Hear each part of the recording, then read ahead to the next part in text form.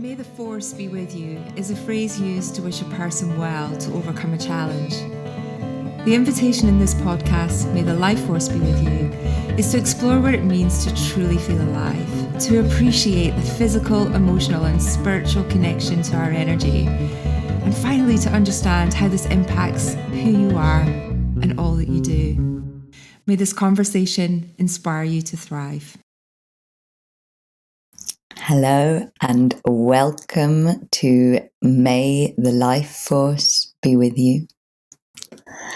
And our intention with this episode is that it opens your heart, makes you feel more alive, and helps you to relax into more of yourself, your purpose, and your joy.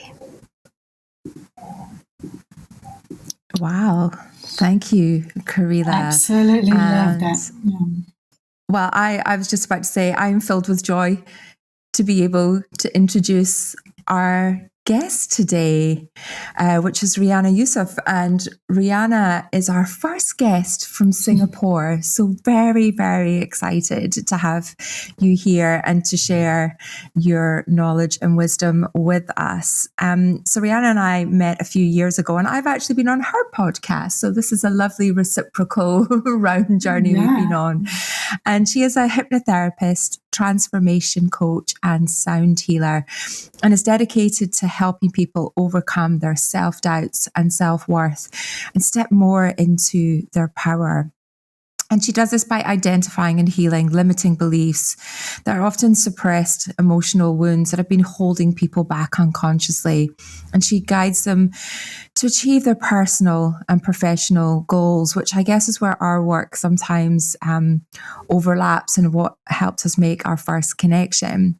So Ryana has been recognised locally in Singapore, as I mentioned, and also awarded globally as a coach who pushes boundaries and creates balance. So, there's some lovely, beautiful, may the life force be with you words in that introduction, that's for sure. Thank you so first much. things first, hello. Hello. Thank you so much for having me. It's such an honor for me to be here. And I'm very excited to be connected to both of you in the UK. I told you this before, Fiona, how I thrive in multicultural diversity, inclusion. Like I cannot stay in one similar community, if that makes sense. Like I thrive in multi-dimension even. So from the first time that I met you, a couple of years back, I had felt so naturally connected to you. So I'm just thrilled to be here again, and this time with Kahreela. Even better, too. Which is the multidimensional element. Welcome, Kahreela. I'm all up for multidimensional community. I can see it from your name.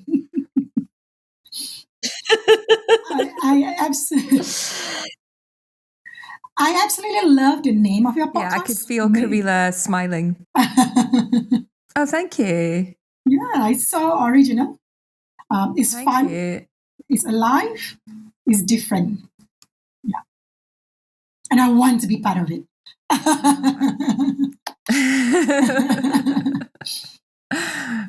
Well, you are very much part of it, and I'm very glad you are here, and we can thank Fiona's genius for the name of this podcast, which, I really love actually, because most people, when I tell it to, they just laugh, and I'm like, I love that we have a podcast that makes people, the name of it makes people laugh.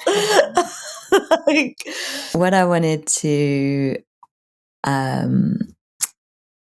ask was, what jumped out at me when Fiona was introducing you was when she said that you push boundaries. And I'm really interested in what that means in the coaching and the hypnotherapy and the sound world. Like, how do you push boundaries? Let's start there. Love that question. As a matter of fact, actually, nobody have asked me this question. So well done, Kahreela. I guess that label came upon because when I was awarded a couple of years ago for a coach who pushes boundaries, that's what they categorized me in.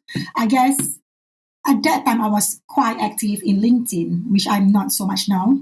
I guess I speak about a lot of things that are not normal in LinkedIn. You know what I mean? Like LinkedIn, hello, have you met me too? This is why we are connected. Tell me what things you guys speak about on LinkedIn. I don't think I've ever been on LinkedIn, by the way. My multi-dimensional world hasn't gone into LinkedIn. Well, I think that's the reason why I kind of take a step back from LinkedIn.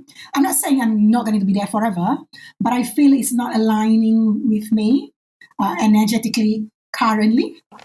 But I will address things about how your trauma, childhood trauma, or other form of trauma, are detecting your leadership. How, as leaders, without consciousness, are being projected on your employees, for example.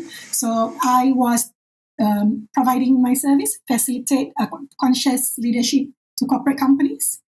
And then how I address things like, beneath your success, you're actually having a facade, chasing, leaning on one after another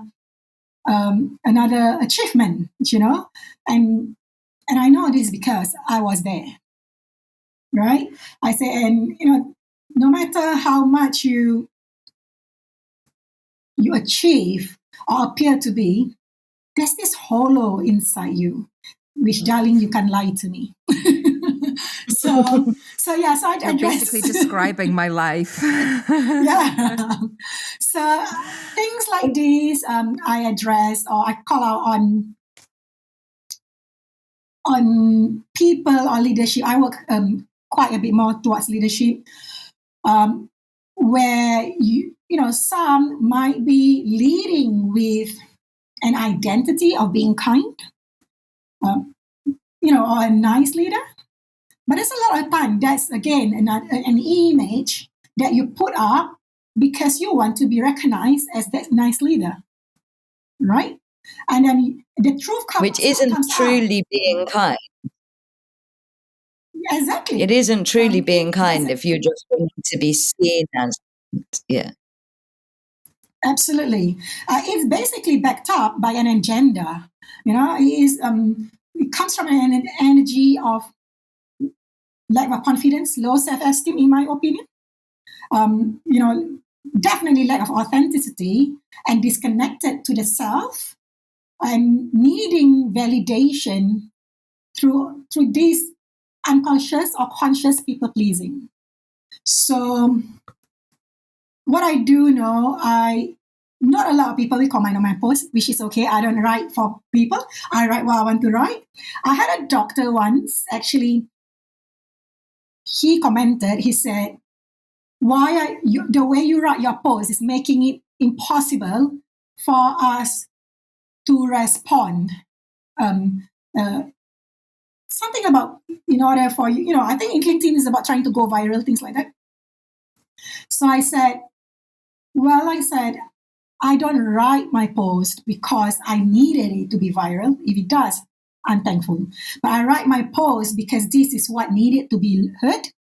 This is what I feel needed to be addressed underneath all this professionalism, all these flowers, or whatever it is, and feel free to answer me, or if not, that's totally fine. And then he actually deleted his admittedly, for a brief second, it did, took me taken aback, given that he's a doctor, PhD, blah, blah, blah, blah, blah, in a way more position, way more qualified to me in terms of human behavior, for example. But I stood still in my intention in my belief, and most importantly, to the values that align to me. So this is leaning back the importance of authenticity. So I could reply, and yeah.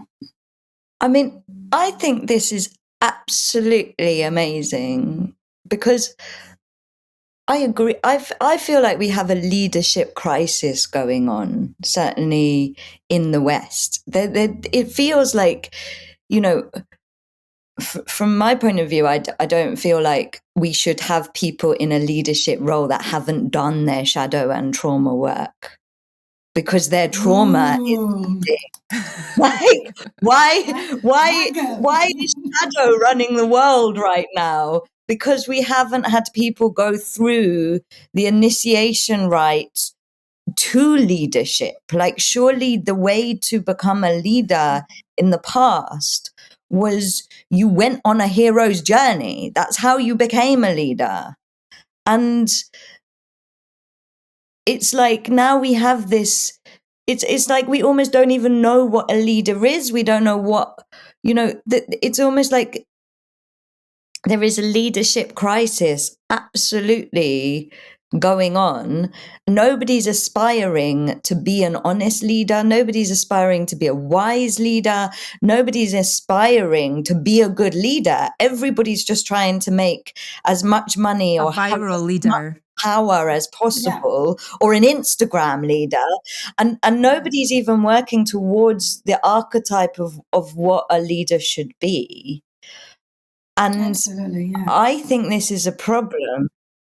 And I think it's amazing, and very brave, because especially the corporate world feels like a white man's like it feels like the old white man's world, and you're there as a woman from Singapore, just like, no. Like, that's amazing. First of all, thank you so much for saying all these things. In a way, you validate me. I feel appreciated. I feel seen. I do have a lot of anxiety. It is better over the years. I do have a lot of anxiety. I do have a lot against popular belief. I do have a lot of fear.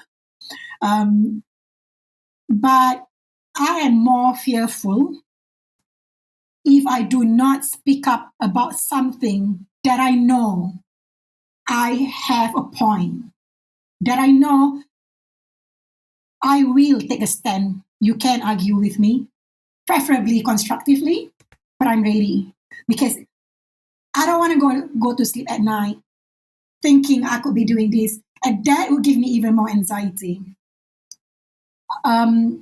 Strangely, was it early last year? And you describe it exactly right. Like, it was daunting to me, to be honest. It was daunting to me, but somehow as a coach, I didn't start it off with leadership. I started off doing stress management for general corporate company, and then I progressed. And I progressed to, not because I tell myself I have to progress. Most of the time, if not all the time, I kind of get this calling. This is what you have to do. So if I don't honor that calling, it's almost I'm dishonoring myself, perhaps betraying the voice within, and maybe even betraying humanity. So, wow. Yeah. Wow. So by not, I just want to say, because I feel like there's so many people at the moment that go into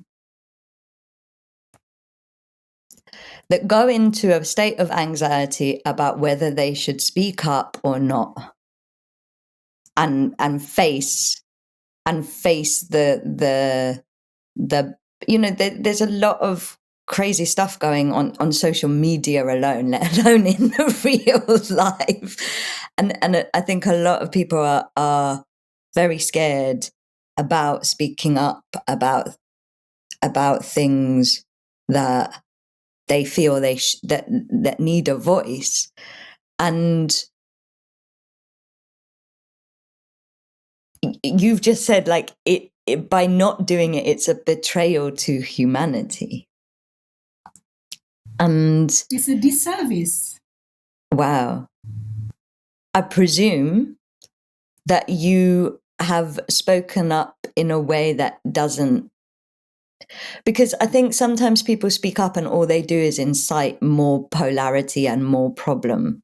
And I think that's one of the reasons why people just go, I'm not speaking up, I'm not voting, I'm out, is because they don't want to add to the polarization and the problem.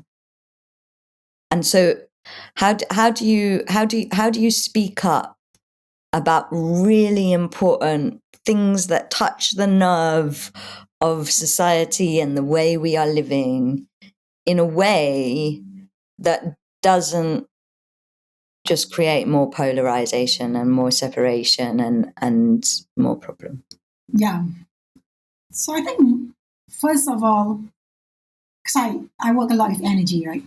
So when I write something, energetically, it's important that it comes from a good place, a good intention.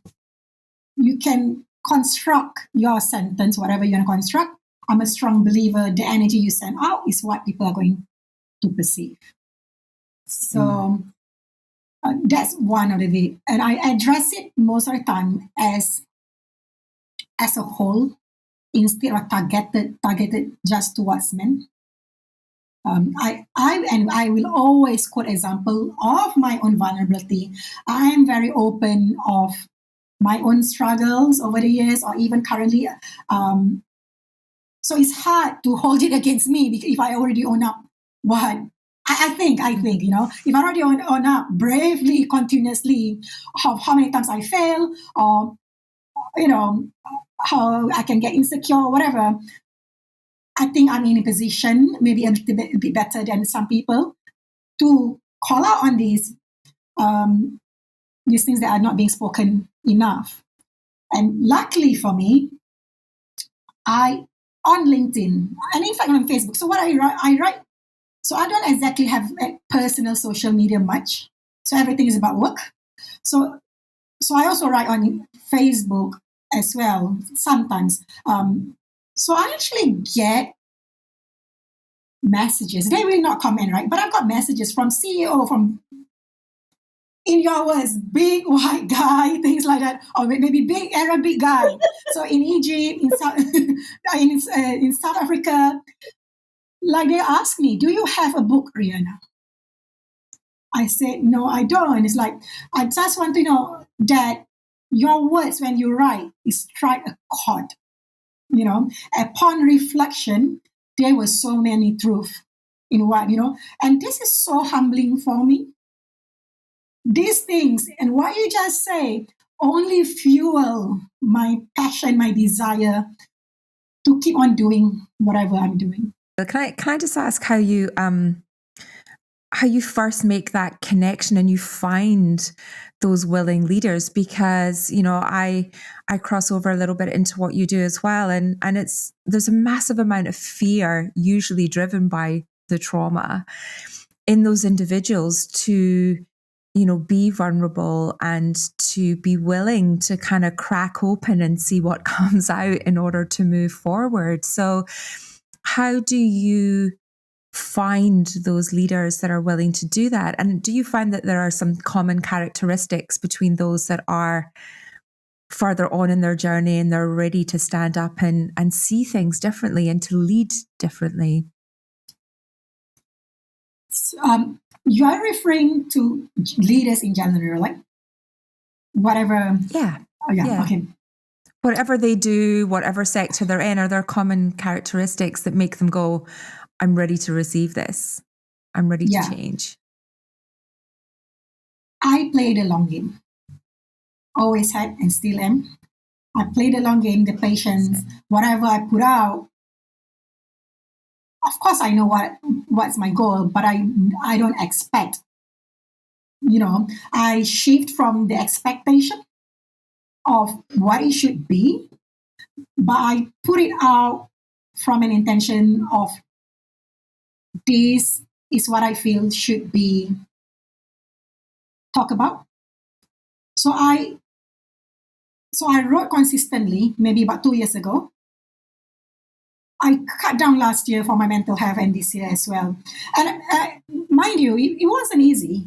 If you ask me to describe some of the work I do, I will go into a heart attack few days before, a week before, and then I will be in tears even. And then I'll do my inner work, realign myself, and then I rise above my fear. Then I put a certain what is the better word? Like I tell myself, this is the work you have to do because it is not for me. It's beyond me. When a work is about other people, how can I let other people feel? It's easier, unfortunately, it's easier for us to let ourselves feel. But once you give me a responsibility, I want to do it from my heart. So even because of the purpose that I having, so I'm just like, let's do this. And then when that finishes, I will retreat into my hermit and again go back to healing, because honestly, I am better now, but I've not always been so brave, but it's a work that I have to do. And also because when I wrote 2 years ago, I just went crazy on just pumping out everything almost daily. And surprisingly, it is.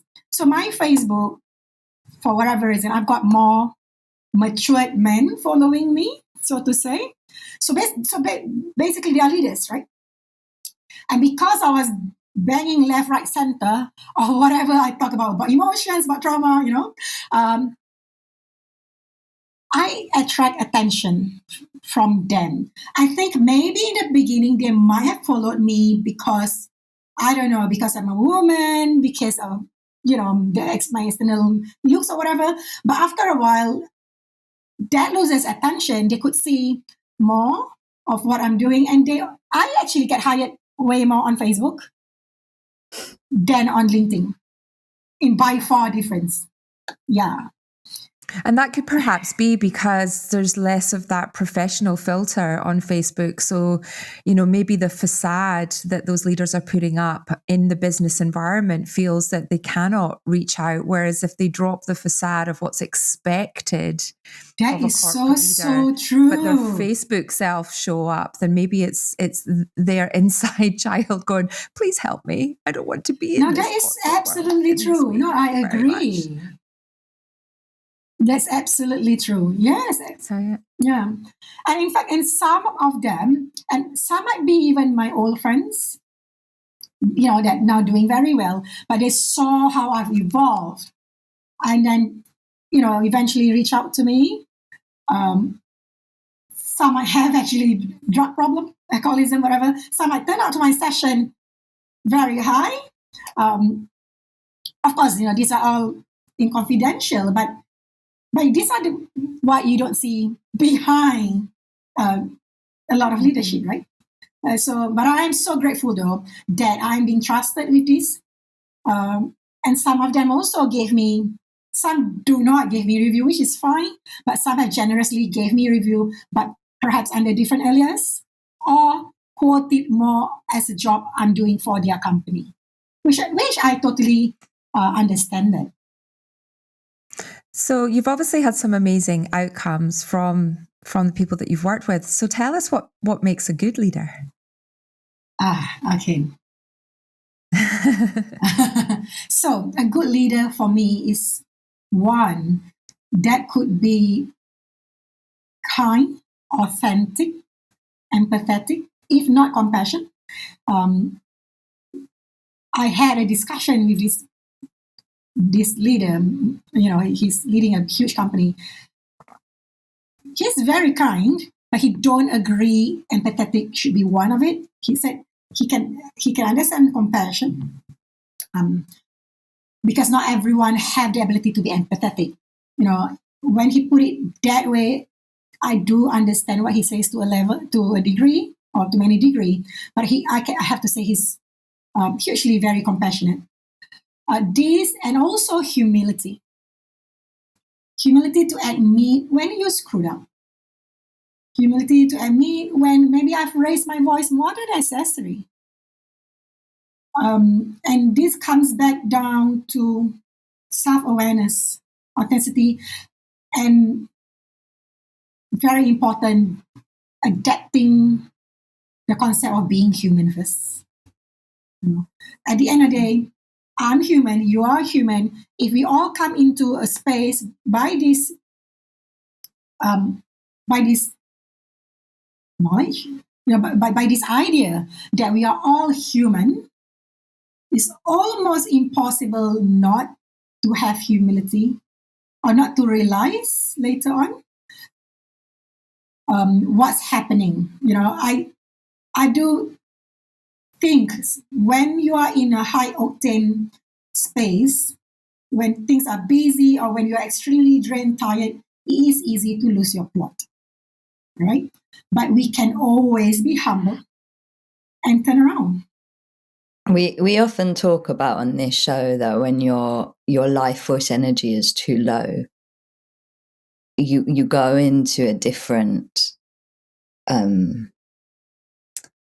you start reacting, you start surviving. It's almost like you lose your humanity. Like for me, I guess you go into more of a survival mode. What I'm hearing is it's like the life force energy is so low, it's not in the heart, and so you're not able to come through that human heart level. And it's part of the reason why we do this show, is to get people thinking about what their life force level is so that they can be human. What I'm intrigued, because you know about shadow, and why do you think that leaders, other than just tiredness, obviously we have we can see on the collective level with the biggest leaders there are, that there is a lack of humanity in leadership at the moment. And I'm just interested, there's a lack of humanity, like the decisions that are being made are not human focused decisions. That is absolutely something we can see on a massive level, politically, corporately, collectively. It's huge. What do you believe the trauma or the shadow behind that is?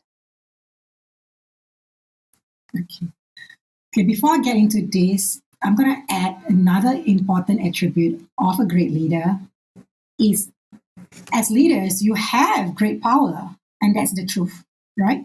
Mm-hmm. You have certain authority that people look up to you, whether they like you or not. So I think this will go amongst the top attribute that I like in a powerful leader is using their platform, using their power for a good cause. Because who else is in a better position than a leader that's hugely being looked upon, and to use it perhaps for humanity or for a charity or whatever it is, right? Because your words carry huge weight. So coming back to your question about why do I think leaders are so unconscious these days. We live in a world where no one thinks they are rich enough. There's so much greed. And don't get me wrong, I am all about you should take whatever you want. There's abundance of magic around us, and you should take it. It's yours to take. But when, again, it comes back down, as what you said, Kahreela, when a leader have not done their inner work, have not done their deep trauma work. A lot of people would tell me, I'm seeing therapists, right? I'm not saying seeing therapists is not powerful. It's very powerful, but it depends. It also can be a way of making you look like you're a great leader. Because a lot of time, seeing a therapy can be more on a surface level. You guys might agree with me. Do you know what I mean?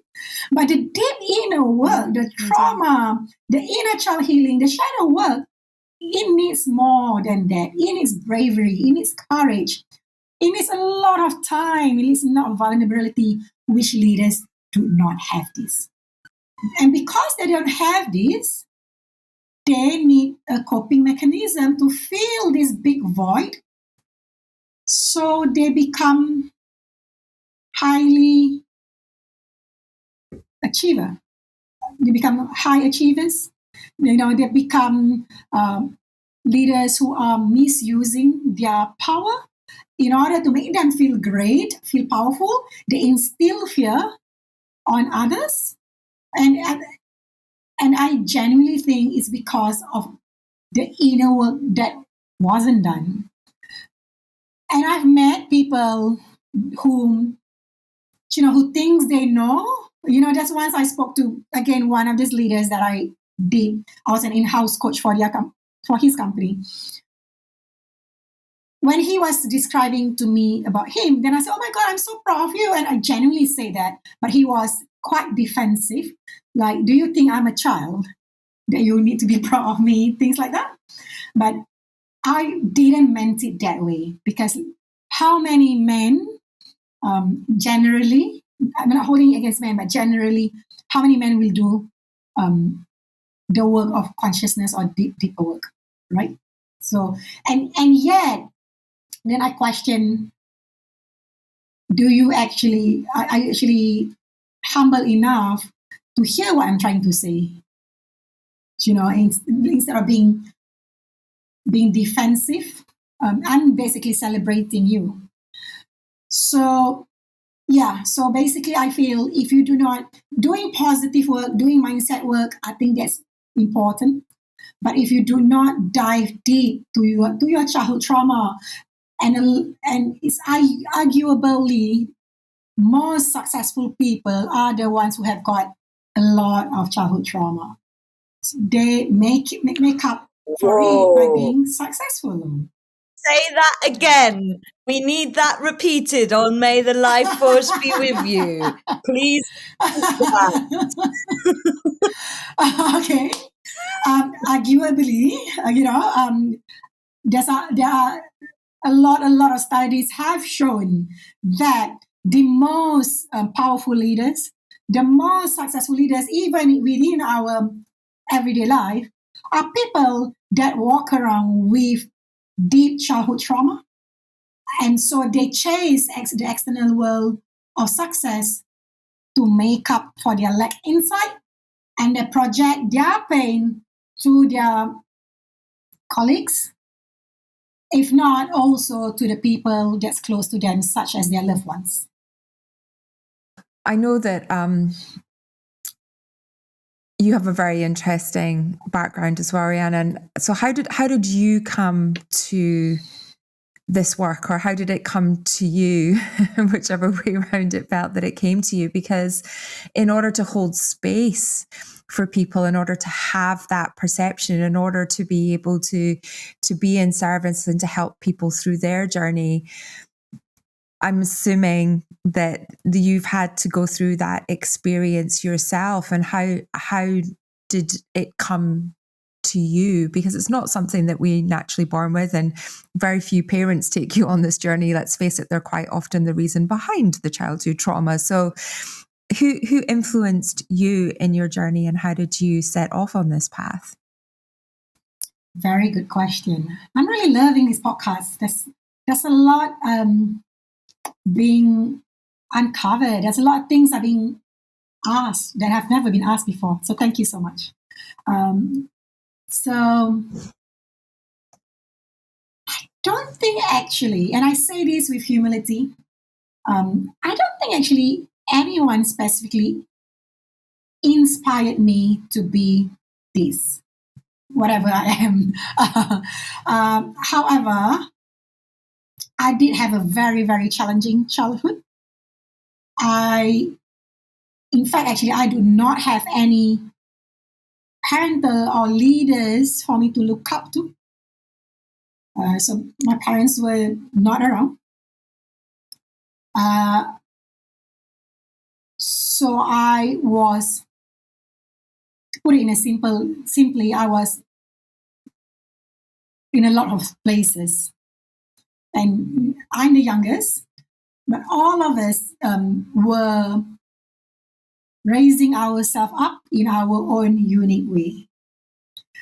So eventually I ended up in an orphanage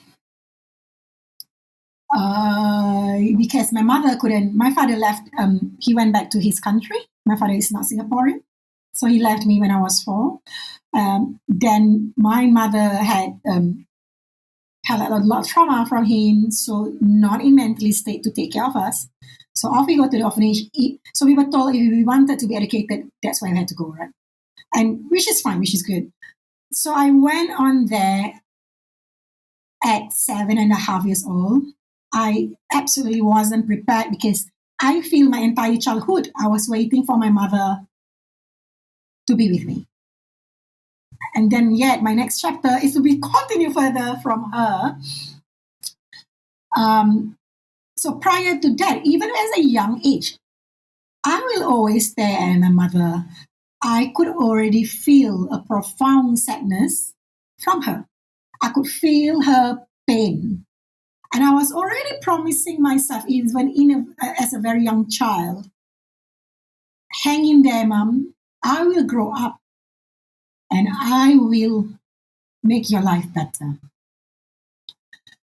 And then, even in the orphanage, I saw how I will name them as leaders as well, right? They are our guardians. They're supposed to guide us.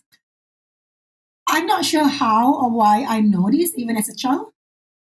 I just could see, like, they shouldn't be speaking to that child that way. They shouldn't be doing this. How could they do this? How could they have more food than us? Things like this. It's almost I'm making a mental note, and I already knew. I knew I am going to be this woman at a very young age. So I just told myself, hey, and I talk to myself. I'm a child who talked to myself like an adult. Whether it's good or not, I'm not sure. But that's what happened. I told myself, it's okay. Hang in there. Once we grow up, once we work, and then we can start making changes. Yes, so I did that. Whilst also, because I was quiet, I was nerdy, I didn't talk much. I didn't talk much till I'm 15 years old. I will talk only when I'm spoken. I think because there was just so much trauma, so much abandonment for me to process. Strangely though, I did compete a lot in terms of storytelling. I always read the most book. I'm kind of like a nerd. I'm like this skinny nerd with glasses. So it was easy also for people to bully me. And yet I will represent my school or nationally to compete, whatever I have to compete. And then I will always be told by whoever that I could have done better. That's painful. That took me a long time to step into the woman that I am today. Eventually I waited 7.5 years to be connected again to my mother and to my family. And during this time, I've already been doing visualization of how my future would be. So I had like a big part of me was a sad kid longing for her mother, longing for my sister to maybe show their love to me. But my sister, they were young as well. They were winging it as well, right? But that was the truth. That's how I felt. But another part of me, somehow I got this hero characteristic or whatever, wanting to save my family, wanting to save my mother, wanting to save the world even. So then I spend hours every day visualizing. I'm a great manifester, by the way. So, yeah, I didn't realize. So I also didn't talk to kids there because I feel like I'm not going to talk to you because I'm going to get out of this place soon. I don't belong here. So I don't want to make friends. But time passed, 7.5 years. I also spent a lot of my time writing poetry as my survival mechanism. Eventually, when I left, I speak better. I become more alive, and then I start becoming highly ambitious, highly achiever. Also became an alcoholic because I worked so hard. I needed something needed an outlet. I do go and see the doctor or whatever, and I just burst out crying. I remember at 19, I was already working my first job was in a trading company. It was amazing. I was earning more money than I had. During the bonus time, then I imagine I think you all could be earning. And I have got all these rich men, picking me up in these luxury cars. But we all go there basically like a fashion show. We all wear heels like this, but we stand, right? We are either executing the trade or trading. But sometimes between lunch, I'll go and see my company's doctor because I just felt drained. I felt there's this profound sadness in me that I don't know where to go. And whenever I try to tell my mother, I also wanted, admittedly, I wanted my mother to acknowledge. I've never blamed her at all, but I wanted my mother to acknowledge that it was hard for me. I wanted her to acknowledge that I'm helping her, and that she's sorry that she couldn't be the mother that she could have been for me. Don't get me wrong, I do not blame her at all. My mother is amazing. But I just felt that none of my emotions were acknowledged. The next thing I know, I was repetitively always told, when I tried to tell her, she just said, be grateful, wipe your tears, be grateful. I am extremely grateful for all my life. I even had an incredible guilt when I could change my life drastically. I feel guilty when I see other people that is still stuck, right? I've given a lot of money, even my entire salary, just to make up for my guilt, which is another thing I have to work through. So yes, and then eventually when I become doing this work that I do, I did told my mother. She don't exactly understand what I'm doing. Our relationship have changed drastically. It took a lot of crashes. It took me to stand in my power without being fearful of losing my family. It was hard, but we are the tightest. My family and I is the tightest that we've ever been.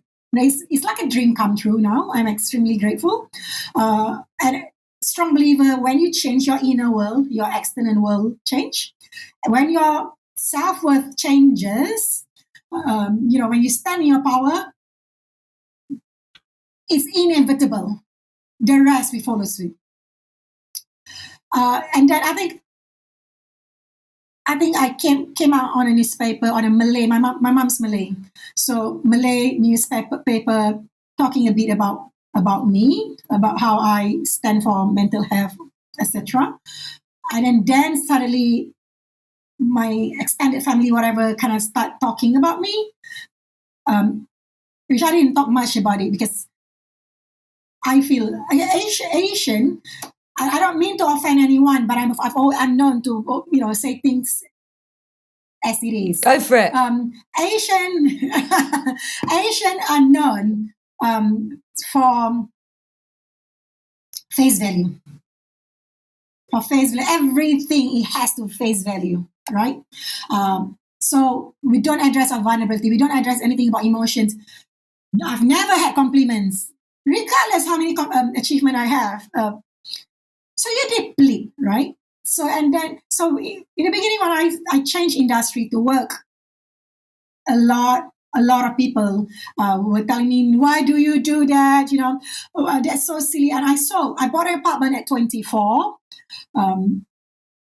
I sold the apartment later on because I just feel there's a lot of reason. One is because I just feel sick. Like my entire life was about money, and almost I was like a source of ATM to some people, but which I'm not. I'm not rich, but I am blessed. I can work hard to provide, and I love to provide, But after a while, when it is seen as an entitlement instead of a privilege, that hurts me a lot, So anyway, so in the beginning when I chose my job, a few people are telling me, you're so silly to do this, to sell your apartment, to do this, Now you're earning so little. Of course, as an entrepreneur, I'm not going to lie.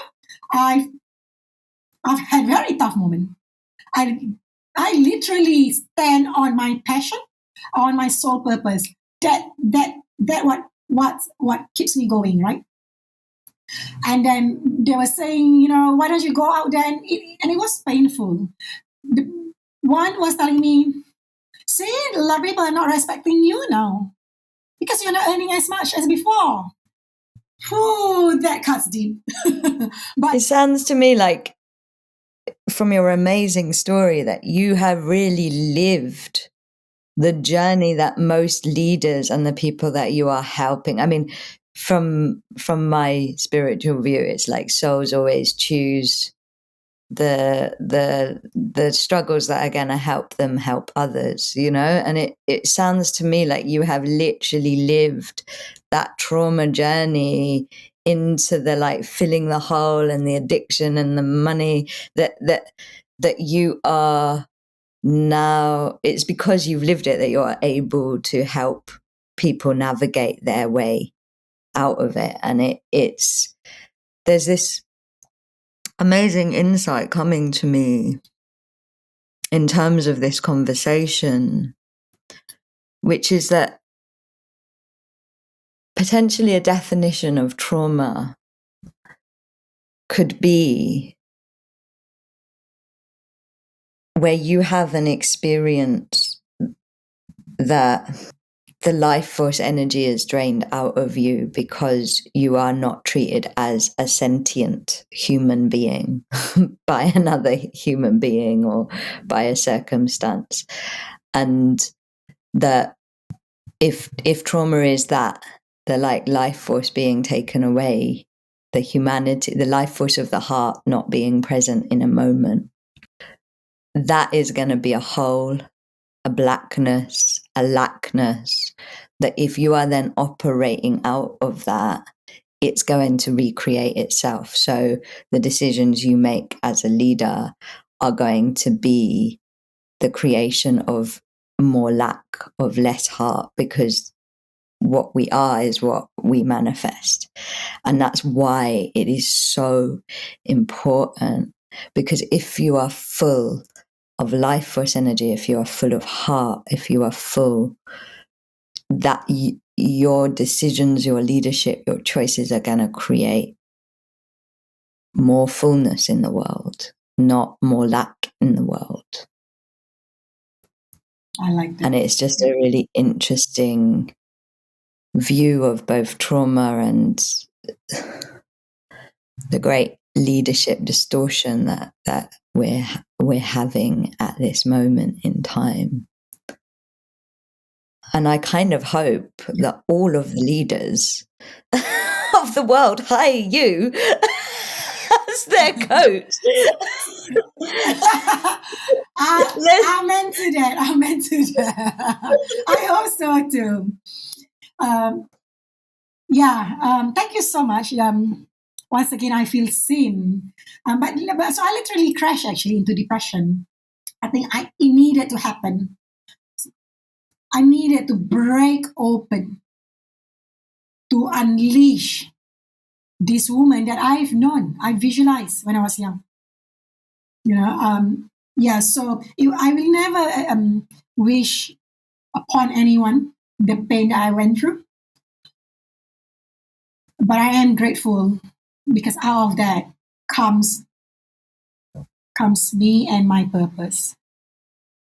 It's so interesting, and thank you so much for sharing that with us. When you were speaking and you said someone had asked you previously if you had a book. Oh my gosh, I feel like you do. Yeah. I really feel like you do have a book in you in whatever form that takes. Thank you. What an amazingly powerful story. And what's really interesting is that just yesterday I spoke to some friends. One is Indian, the other one is Malaysian, Dutch descent, but grew up in Australia. So very multicultural conversation, and we all work together in the US. And they asked, we reflected on the 15 years that we'd known each other, 16 years, and what we would change if we go back and if we had any regrets in our journey, because we're all very different people from the corporate people we were 16 years ago. We all universally in our different ways said, we're very grateful because it's those lessons, it's those mistakes, it's those experiences that lead us to where we are today. And without those, we would not be the people that we are. So we had no regrets. We had no moments. You know, I said what I usually said was, I just bloody wish I knew all of this when I was 7.5-year-old Ryana, like you do. You know, I wish I'd known it all earlier. And they're like, but yeah, Fee, you weren't ready. You got to be ready to receive it. You've got to be in that place to be able to know that it's okay to crack open. And sometimes if we try and force these things too soon, then it doesn't land in the same way. And I love that you made that point around patience and consistency and just being there, and people know where to find you, and hopefully more people now will know where to find you. And it is a long game because we can't bring people on this journey when they're not ready. It just doesn't work. They need to come to this realization themselves through their own mistakes, experiences, addictions, trauma, depression, whatever way that shows up. But knowing that there are lights out there like you and Kahreela, and I'm going to gratuitously put myself in that bucket as well. And you too, Fiona. Yeah. I hope that we can make a difference. I hope we can make a difference, and that people know that there's help and support when they need it in whatever form that takes when they're ready. I love that you just said that, Fiona, because you said letting the story, letting the trauma, being led by it in a way. And I feel like that's the absolute key to good leadership. It's like what I'm hearing from this conversation is like, these terrible things have happened. I've experienced them. How can I be inspired by them or led by them to do something better, to make a difference, to make it not like this, as opposed to being ruled by them? And I think that the people that haven't done their inner work are ruled by that trauma, that shadow, as opposed, it's like, as a leader, what are you being led by? What are the values and what are you trying to, it's like what you said, Ryana, at the beginning. It's like, what are you actually wanting to put into the world with what you say or with what you're like, what's the intention behind? And if the trauma, if these times can inspire us to be led into better leadership, that's a good thing. It's coming from love, not hate. Back to your point around being heart-led rather than ego and hate-led. If you're using those mistakes and coming back from a revengeful position, then that's where you get bad leaders and, you know, and dis-ease and disalignment, right? Where if it comes from a place of learning and growing and heart-led, then you have very different outcome and ripple effect. Absolutely. Our leaders are also our responsibility. And it is our responsibility to be calling out the things that are wrong in the world and speaking up. And, you know, because power is something that is given. people that have a great big audience because we're paying attention to them, or giving them power, or giving them money, or giving them time, or giving them attention. And so it is our responsibility if they are misbehaving or misaligning or distorting. Yeah. No, I said we are basically enabling them to keep doing whatever they're doing. Absolutely. Well, that was such a powerful message and conversation. I feel yet again, Kahreela, my life force energies had an upgrade in the last 55 minutes talking to Ryana, because wow, that landed on so many different levels, and I'm sure it is going to for our listeners as well. And we will share where everybody can catch up with you and learn more about the work that you do. And maybe towards the end of the year, because I know we're filling up, but maybe there's a Life Force Cafe, which is our deeper session that we do. Maybe there's one there that we can look at and open up to understand more about some of the healing work that you do as well, which we didn't even get the chance to touch on. So I am so very grateful for your vulnerability, your openness, and the great message that you shared with us today. So from my perspective, thank you so much, Ryana, for joining us today. Thank you so much for having me. I'm very grateful, and also to Kahreela. It's so nice meeting you. I love your energy. I love, and Fiona is amazing, of course. And, it's refreshing to get to know you, and your perspective I really like. So thank you so much.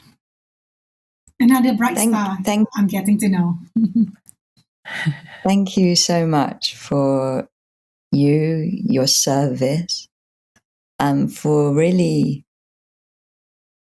really proving that regardless of what you grew up in and what you experienced, there is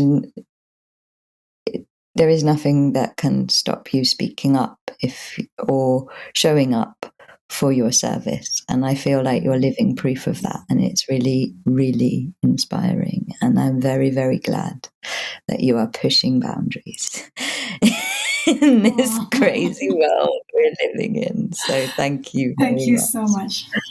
Thank you so much. Thank you so much for having me. One last question for you. Yes, I do. Who should we speak to on this show next? Okay. Like within my own contact, or anyone that comes to mind? Hey, dream big. Go, whatever. Speak up. Whatever. About life force. Let's put it into the universe. You said you were a good manifester. Oh, wow. Well, there's two persons that come to mind. Dr.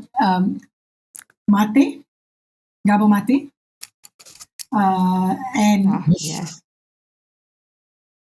and Brené Brown. Okay, the challenge has been set. The challenge is on.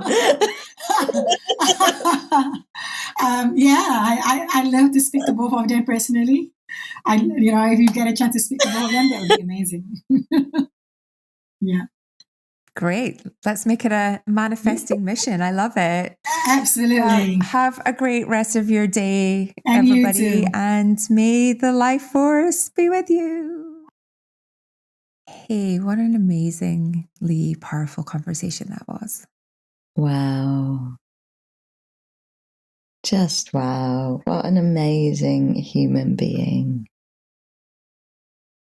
It's almost unfathomable, really, isn't it, to imagine someone going through that at such a young age that just had it makes you wonder about nature nurture, doesn't it? When someone just has that ability to believe, full stop, in themselves, in change, in their circumstances, in the ability to help others, and just be a difference in the world when you're age 7. It's quite remarkable. And manifestation, who was talking about manifestation age 7, 30 years ago? I mean, it's just I don't know how old you are, Ryana. Sorry if I got that wrong, but it's quite incredible.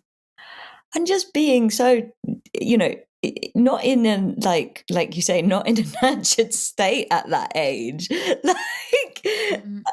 And then to be a dreamer when you're faced with such hardship. To be a dreamer, and then as an adult to be so brave. I mean, to be in the corporate world that really does intimidate a lot of people. As an Asian woman, calling out, she's brave. And that's leadership. That's actual leadership. It's amazing. Yeah, truly inspiring. And, it's why we all do what we do, is that we can hope to help people see a different way of being leadership. And I think leadership sometimes, I just want to put it out there, gets confused with being like the CEO of a big company. Leadership is a parent. Leadership is, football team, it's your community, it's your siblings. So it can mean lots of different things. It doesn't mean you have to be the CEO of a big company to be a leader or a politician. Leadership is something we can all show up in, and good decision making and good support and being there for others. To me, that is leadership. And we need to more broadly define it. Absolutely. And guardianship, It's like at the moment we have leaders that are not guardians. And I don't even know if that gets to be leadership. One of the things that I really loved what she said was, because there's a lot of talk, especially in art industries, about service. But really one of the things I took away from this conversation was but we also need to look at where we are being a disservice.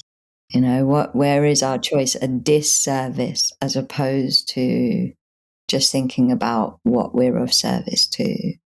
And I think that's a really, really important takeaway of if I don't do this, is it disservice? Yeah, that's why she said she had that calling. She knew she just had to do it. This is what I have to do. Great guest. Amazing. Thank you for bringing her into us. Hopefully everyone can check out where to get in touch with Ryana in the show notes, and also check out on our LinkedIn tree and at the Starlight Temple website more about the Life Force Cafe, so you can understand more about how you can go deeper with some of our guests. But for this episode, Kahreela, over and out. May the Life Force be with you.